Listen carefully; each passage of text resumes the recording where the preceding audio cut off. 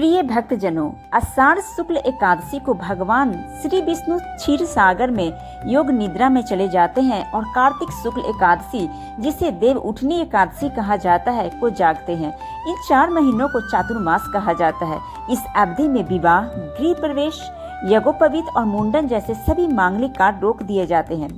धर्म शास्त्रों में कहा गया है, एकादशी हरि का द्वार है और मोक्ष आधार। देव उठनी के दिन किया गया व्रत, दान और तुलसी पूजा का फल सामान्य दिनों की तुलना में 1000 गुना अधिक मिलता है।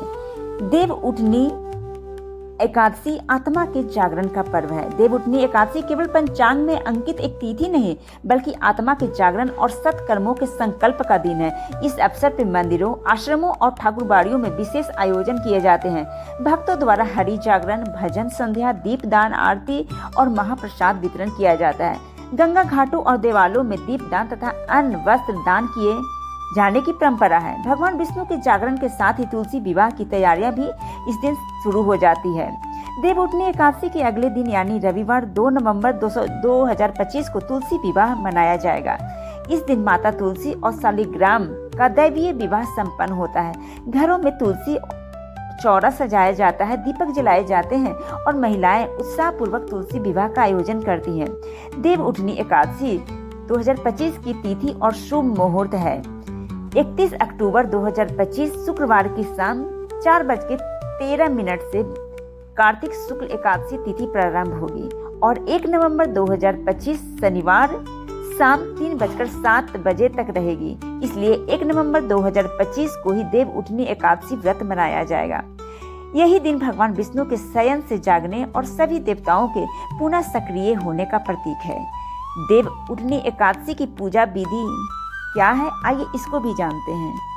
सबसे पहले स्नान और संकल्प। सुबह ब्रह्म मुहूर्त में उठकर स्नान कीजिए, पीले वस्त्र धारण करें और भगवान विष्णु का ध्यान करते हुए व्रत का संकल्प लें। पूजा स्थल की तैयारी कैसे करना है? पूजा स्थल को साफ करें। एक चौकी पे भगवान विष्णु की प्रतिमा या चित्र स्थापित करें। तुलसी दल को पूजा में अवश्य शामिल कीजिए। अभिषेक और श्रृंगार। भगवान विष्णु का गंगा जल से अभिषेक करें। उन्हें पीला चंदन, फूल, तुलसी दल, पंचामृत और नए वस्त्र अर्पित करें। भोग और नैवेद्य के लिए भगवान विष्णु को सात्विक भोजन, खीर, फल, मिष्टान और तुलसी दल का भोग लगाएं। देव जागरण की तैयारी। शाम के समय गन्ने का मंडप बनाएं, उसके नीचे चौक बनाकर भगवान विष्णु के चरण चिन्ह अंकित करें। फिर चौक को ढक दें और दीपक जलाएं। कथा और आरती। दीपक व धूप जलाकर देव उठनी एकादशी की कथा सुने, फिर भगवान की आरती करें और ओम नमो भगवते वासुदेवाय का जाप करें। भगवान को जगाना। घंटी और शंख बजाकर भगवान विष्णु को जगाएं। उत्तिष्ठ गोविंद त्यज निद्राम जगतपते मंत्र का उच्चारण करें। इसके बाद अंत में चरणामृत और प्रसाद सब लोगों के बीच बांटें और भगवान से पूजा में हुई भूल चूक के लिए क्षमा याचना करें। देव उठनी एकादशी हमें यह सिखाती है कि जब भगवान जागते हैं तो हमें भी आलस और अज्ञान से जाकर सत्कर्म और भक्ति के पथ पे चलना चाहिए। यह पर्व हमें आत्मा के जागरण और जीवन में शुभ संकल्प लेने की प्रेरणा देता है। जनों, आइए अब हम देव उठनी एकादशी की कथा को सुनते हैं। आप लोग ध्यान पूर्वक सुने और वीडियो को लाइक, शेयर और सब्सक्राइब जरूर कर दें। एक समय की बात है, एक राज में राजा के आदेश पे सभी लोग एकादशी का व्रत रखते थे।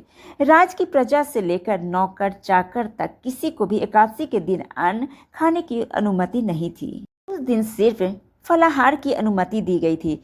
एक दिन एक दूसरे राज्य के एक व्यक्ति नौकरी की तलाश में आया।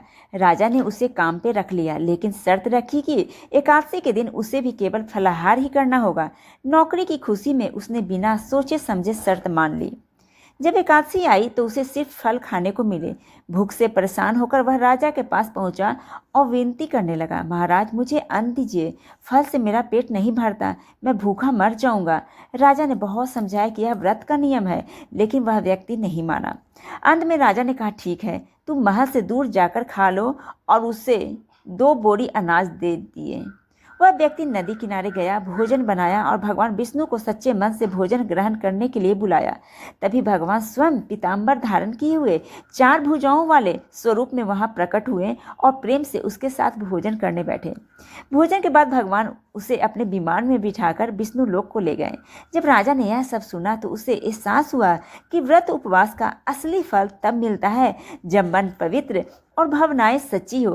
केवल नियमों का पालन करने से नहीं, बल्कि सच्चे हृदय की भक्ति से भगवान प्रसन्न होते हैं। ऐसा कहा जाता है कि जो व्यक्ति देवउठनी एकादशी के दिन श्रद्धा से इस कथा का पाठ करते हैं, उनके अनेक जन्मों के पाप मिट जाते हैं और उनके घर में सुख शांति बनी रहती है। प्रिय भक्तजनों, कथा सुनने के बाद जय श्री हरि कमेंट बॉक्स में अवश्य लिखें। धन्यवाद।